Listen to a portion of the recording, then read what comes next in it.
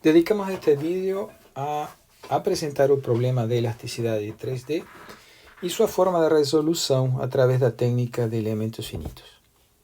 Para isso, consideremos um corpo volumétrico, ocupando uma geometria, um certo volume dentro de um espaço tridimensional, e nele está aplicado um conjunto de forças. Forças de corpo B, distribuídas ao longo de todo o volume, e forças de corpo T, aplicadas sobre a parcela da superfície sujeita a forças conhecidas. Como consequência desse esforço, o corpo se deforma e descreve um campo de deslocamentos U com características vetoriais com três componentes, o x, o y, o z. Cada ponto, então, tem um valor de um vetor associado ao deslocamento desse ponto. Esse campo de deslocamentos está dentro de um conjunto que chamamos deslocamentos cinematicamente admissíveis. Também por conveniência, nós tínhamos definido um conjunto de deslocamentos que chamamos deslocamentos virtuais, denotado aqui como U chapéu, e que são deslocamentos arbitrários. Repetindo então, aqui temos o campo de deslocamento que chamamos de campo real, que realmente é observado no corpo, e este é um campo de deslocamento arbitrário, virtual, fictício, utilizado para apresentar o problema de balanço mecânico através do chamado princípio dos trabalhos virtuais. A partir do campo de deslocamentos, podemos calcular, por operações de derivação, o campo de deformações sofrido por cada um dos pontos da peça. Sabemos que esse campo de deformações está incorporado dentro de um tensor de 9 componentes, mas devido à sua simetria, podemos descrever cada uma dessas componentes em uma matrizinha de 6 por 1. E nessa matrizinha, por conveniência, nós colocamos nos primeiros três termos os elementos da diagonal principal desse tensor de deformações e nos últimos três as deformações cisalhantes. Também por uma questão de conveniência, multiplicamos por 2 essas deformações, fazendo que o cálculo dessas deformações a partir dos deslocamentos aqui também deva eliminar esta componente de 1/2. Temos assim uma expressão clara para o cálculo de cada uma das componentes do tensor de deformações a partir das componentes dos deslocamentos. Uma vez, por uma questão de conveniência de notação, criamos uma matriz de operadores de derivação. É aquela matriz que encontramos aqui com expressões com cores. Cada uma delas denota a direção em relação à qual estamos derivando. Essa matriz, que tem 6 vezes 3, opera sobre o campo de deslocamento de 3 componentes, de maneira tal que se multiplicamos aqui, por exemplo, a primeira fila, a primeira linha desses operadores sobre as 3 componentes do deslocamento, obtemos a primeira componente da deformação. Realizando a mesma operação com as diferentes filas deste operador, então aqui temos a segunda fila vezes o campo de deslocamento, obtemos também a segunda componente de nosso campo de deformações.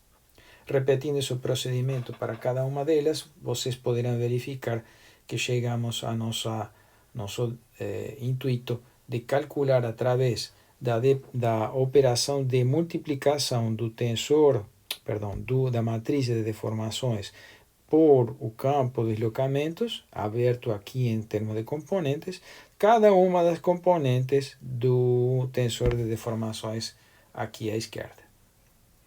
Seguindo a mesma notação, assim como conseguimos calcular a partir de uma operação de derivação as componentes da deformação real, podemos fazer a mesma coisa com as componentes da deformação virtual ou fictícia através de esta operação que nós temos aqui. As componentes do tensor de tensões decorrente desse campo de deslocamento real calcula através do produto da matriz de elasticidade C pelo campo de deformações reais. Isso é feito aqui em forma aberta através desta matriz de 3×3 que depende do módulo de elasticidade e do coeficiente de Poisson, operando sobre aquelas componentes do tensor de deformações obtido através do deslocamento real. As componentes estão aqui abertas termo a termo. Temos agora condições de retornar ao denominado princípio dos trabalhos virtuais. Ele nos diz que aquele campo de deslocamentos U, um campo vetorial com componentes UX, UY, UZ, que está dentro do conjunto dos deslocamentos cinematicamente admissíveis, é aquele que produz equilíbrio no sistema se satisfaz a condição que encontramos aqui embaixo. Nela nós temos uma primeira parcela, à esquerda de igualdade, conhecida como trabalho virtual interno, e à direita de igualdade, aquilo que conhecemos como trabalho virtual externo. Nós queremos agora resolver essa equação através da técnica de elementos finitos. Para isso é necessário aproximar o campo de deslocamentos através de um conjunto de funções de forma multiplicado por parâmetros a serem determinados. A expressão que nós temos aqui é a expansão daquela mesma ideia que nós vimos em problemas unidimensionais e bidimensionais. Temos aqui três linhas que são usadas para expressar a combinação dessas funções de forma para cada uma das componentes incógnitas do nosso problema, que são o x, o y e o z.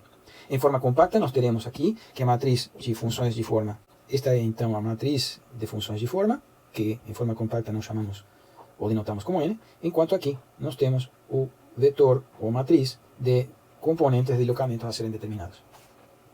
Quando escrevemos isso em forma compacta, nós teremos a expressão para o deslocamento real e uma expressão similar para o campo de deslocamentos virtuais ou fictício. Como sabemos, o campo de deformação pode ser calculado através da derivação desse campo de deslocamentos. Usamos, para tanto, o operador D, que acabamos de definir. E agora substituímos o nosso campo de deslocamento U pela aproximação por elementos finitos. Então, o que nós fazemos? Substituímos esse U que está aqui através da expressão função de forma desses parâmetros. O produto desse operador de derivação sobre as funções de forma cria a matriz de derivada parcial das funções de forma, ou essa matriz B, que também já observamos e calculamos em problemas bidimensionais. A expansão, ou a expressão dessa matriz B operando D sobre N, nos fornece essa expressão em termos abertos que nós temos aqui embaixo. Como vocês veem, ela tem uma dimensão de 6 vezes 3 vezes o número de funções de forma, que muitas vezes, esse número de funções de forma coincide, mas não é regra, com o número de nós. Por isso, normalmente, quando nós aumentamos a discretização de uma malha, o aspecto principal a ser observado é como cresce o número de nós, porque em função dessa variável teremos um crescimento do número de funções de forma e, portanto, também do número de incógnitas a serem determinadas. Transportando esses conceitos ao princípio dos trabalhos virtuais, observamos que agora a busca se restringe a encontrar o campo de deslocamento que está escrito através de esta aproximação e que deve satisfazer o balanço mecânico para todo campo de deslocamentos virtuais que satisfaz esta outra aproximação. O campo agora de tensões e deformações, tensões reais e deformações virtuais, vai ter que ser reescrito através das aproximações que observamos. Esse procedimento pode ser visto aqui na operação de cima, onde as deformações virtuais podem ser agora reescritas desta forma compacta D vezes o parâmetro virtuais U. As tensões reais seguem esta regra, que é o cálculo primeiro das deformações reais e posterior multiplicação pela matriz de elasticidade. Então essa é a expressão, através da técnica de elementos finitos, desta expressão do trabalho virtual interno. À direita da igualdade, substituímos os deslocamentos virtuais por esta aproximação, da mesma maneira que neste termo daqui à direita. O próximo passo é uma operação algébrica que já realizamos também em problemas 1 e 2D. Consiste em tentar isolar a matriz de parâmetros virtuais, o chapéu, e tirar o fator comum dela. Para isto, nós levamos a matriz B do outro lado do produto interno como transposta.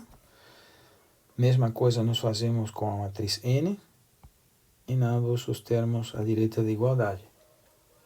O resultado é o que temos a seguir. O resultado dessa operação é a expressão que temos agora aqui embaixo. E por uma questão de conveniência, nós levamos os dois termos à direita da igualdade para a esquerda, fazendo isto.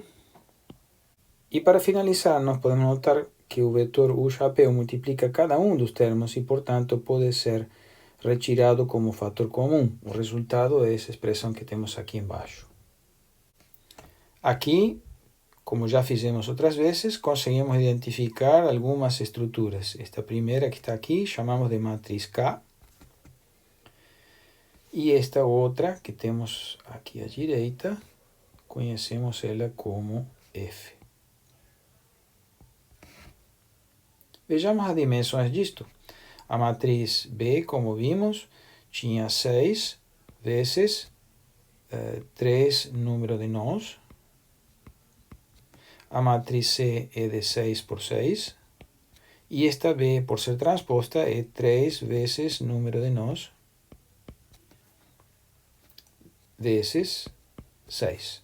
O resultado de K, então, é 3 número de nós vezes a mesma tamanho. Similar raciocínio nós podemos realizar aqui para o termo que chamamos de F, ou forças nodais equivalentes, onde N transposta tem como dimensão 3 vezes número de nós vezes 3, e B é de 3 por 1. Essa condição se repete para o outro termo de força de superfície, fazendo que F tenha como tamanho 3 vezes número de nós vezes 1. Compactando essa expressão, temos aqui o produto interno de um vetor que é conhecido como vetor resíduo e que, claro, é uma função do deslocamento U. Neste caso, uma função linear. Esse vetor, produto interno com o vetor de parâmetros arbitrários, o chapéu, tem que dar como resultado um número zero. E isso deve ocorrer para qualquer valor do vetor de parâmetros arbitrários, o chapéu. A única forma que isso aconteça é que o próprio vetor, chamado vetor resíduo, tenha que ser o vetor nulo, resultando finalmente na velha expressão, ou na conhecida expressão, K vezes U igual ao termo de forças F, o termo independente. Isso permite encontrar, então, o vetor de parâmetros, U, que, através da multiplicação da matriz de derivadas de funções de forma B, operando sobre esse vetor de parâmetros, fornece o campo desejado de deslocamentos epsilon de U, e a multiplicação dessa informação pelo tensor de elasticidade nos fornece o campo desejado de deslocamentos. Lembremos que aqui, para que vejamos a dimensão, U é um indivíduo de 3 vezes número de nós, vezes 1. B é uma matriz de 6 vezes 3 número de nós. E C é de 6 por 6, resultando, portanto, em um campo de 6 por 1, que envolve cada uma das componentes do nosso tensor de tensões. Obviamente, as componentes acima da diagonal. Acima e incluindo a própria diagonal. Lembrando que ele é simétrico. Isso configura, portanto, a solução aproximada em termos de deslocamentos, em termos de deformações e em termos de tensões. Insisto, mais uma vez, como muitas vezes já fizemos, o conjunto de parâmetros identificado ao resolver o sistema de equações não é nada mais do que parte da solução, porque com essa solução somos capazes de montar os deslocamentos reais, ou campos de deslocamentos reais, através da multiplicação das funções de forma predefinidas pelo valor identificado de parâmetros U. Cabe apenas fazer alguns comentários em relação ao tipo de elementos mais comumente observados em uso corriqueiro da técnica de elementos finitos, principalmente em programas comerciais. Essa seria uma descrição geométrica dos elementos comentados. O primeiro, tetraedro de 4 nós, é o mais simples de todo em relação às suas funções de forma. Essas funções de forma possuem monômios lineares de tipo 1, x, y e z. E devido a essa simplicidade das funções de forma, a sua derivada para calcular as deformações é constante. Isso traz como consequência uma certa rigidez e uma certa limitação na sua capacidade de representar esses campos, que são frequentemente desejados como informação, e, portanto, apesar de sua simplicidade, ele é pouco usado. O seu a sua extensão, do ponto de vista de riqueza das funções de forma, mas manutenção da geometria, e o tetraedro de 10 nós. Ele nos permite, inclusive, acompanhar de uma forma mais adequada as próprias geometrias que podem vir a ser eventualmente curvas. E se caracteriza por ter uma família de funções de forma que completam um polinômio quadrático completo, com todos os termos que vocês veem ali na descrição. Ele é um dos elementos mais usados nos programas comerciais devido a duas características: a riqueza das suas funções de forma e a flexibilidade que ele tem por ser uma geometria tetraédrica de acompanhar geometrias extremamente complexas da peça que se pretende analisar. É uma questão geométrica, matemática, a possibilidade de gerar malhas de qualquer tipo com esses elementos de formato tetraédrico. O complemento desses elementos de formato tetraédrico são os elementos hexaédricos, à esquerda de 8 nós e à direita de 20 nós. O mais simples de todos, utilizando 8 nós, são chamados elementos trilineares devido às características das funções de forma, que são lineares em algumas direções, mas têm algumas componentes não completas de termos quadráticos, e devido a essas características são elementos razoavelmente usados em comparação aos outros. Porque são usados devido à economia de grau de liberdade que ele dispõe, embora sabemos que tem algumas limitações em quanto à flexibilidade de representação de soluções. A extensão em termos de flexibilidade, dentro de algumas opções, é este chamado hexaedro de 20 nós. Por que chamei dentro de algumas opções? Porque há outros elementos também de natureza similar que contêm alguns graus de liberdade a mais que aqueles que estão apresentando aqui. Esses elementos têm pelo menos ordem quadrática de representação, tem alguns termos cruzados que são inclusive cúbicos, e ele é um dos mais utilizados em termos da sua geometria hexaédrica. Comparativamente com o tetraedro, ele é razoavelmente flexível, podemos chamar que mais flexível que o tetraedro. É claro que eu preciso 5 tetraedros para compor um hexaedro, um único hexaedro.